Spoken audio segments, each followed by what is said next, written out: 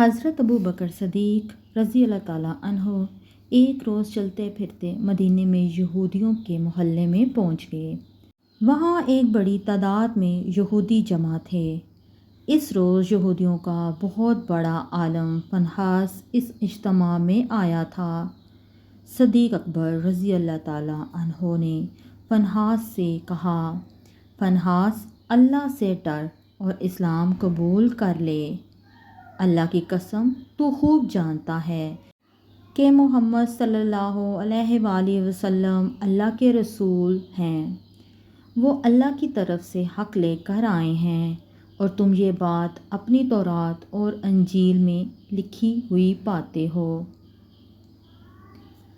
اس پر Phinehas کہنے لگا، وہ اللہ جو فقیر ہے، بندوں سے قرض مانگتا ہے اور ہم تو غنی ہیں۔ غرض فنحاس نے یہ جو مذاق کیا تو قرآن اس آیت پر اللہ کا مذاق اڑایا۔ صدیق اکبر رضی اللہ تعالیٰ عنہ نے جب دیکھا کہ اللہ کا دشمن میرے مولا کا مذاق اڑا رہا ہے تو انہوں نے اس کے منہ پر تماچا دے مارا۔ اس رب کی قسم جس کی مٹھی میں ابو بکر صدیق کی جان ہے، اگر ہمارے اور تمہارے درمیان معاہدہ نہ ہوتا تو اے اللہ کے دشمن، میں تیری گردن اڑا دیتا۔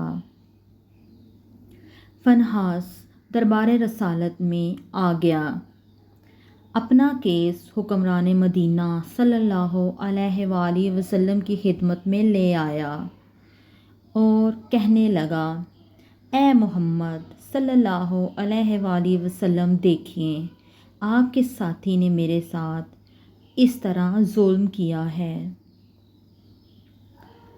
اللہ کے رسول صلی اللہ علیہ وآلہ وسلم نے صدیق اکبر رضی اللہ تعالیٰ عنہ سے پوچھا، آپ رضی اللہ تعالیٰ عنہ نے کس وجہ سے اس کو تھپڑ مارا؟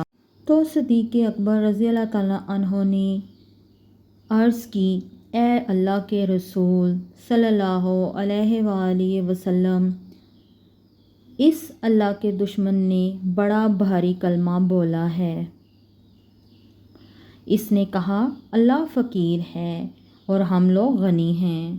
اس نے یہ کہا اور مجھے اپنے اللہ کے لیے غصہ آ گیا، چنانچہ میں نے اس کا منہ پیٹ ڈالا۔ یہ سنتے ہی فنحاس نے انکار کر دیا اور میں نے ایسی کوئی بات نہیں کی۔ اب صدیق اکبر رضی اللہ تعالیٰ عنہ کی گواہی دینے والا کوئی موجود نہ تھا۔ یہودی مکر گیا تھا اور باقی سب یہودی بھی اس کی پشت پر تھے۔ یہ بڑا پریشانی کا سماں تھا، مگر اللہ نے اپنے نبی صلی اللہ علیہ وآلہ وسلم کے ساتھی کی عزت و صداقت کا عرش سے اعلان کرتے ہوئے یوں شہادت دی۔ اس آیت کا ترجمہ کچھ اس طرح ہے، اللہ نے ان لوگوں کی بات سن لی جنہوں نے کہا کہ اللہ فقیر ہے اور ہم غنی ہیں۔ صدیق اکبر رضی اللہ تعالیٰ عنہ نے اپنے رب کی گستاخی پر رب کے دشمن کے تماچا مارا، اور جب صدیق رضی اللہ تعالیٰ عنہ کی صداقت پہ حرف آنے لگا تو رب تعالیٰ نے حضرت ابو بکر صدیق رضی اللہ تعالیٰ عنہ کی صداقت کا اعلان عرش سے کر دیا۔ میری ویڈیو کو لائک اور شیئر کریں اور میرے چینل کو سبسکرائب کریں، ساتھ ہی بیل آئیکن کا بٹن دبانا نہ بھولیں تاکہ آنے والی ویڈیو آپ تک بآسانی پہنچ سکے۔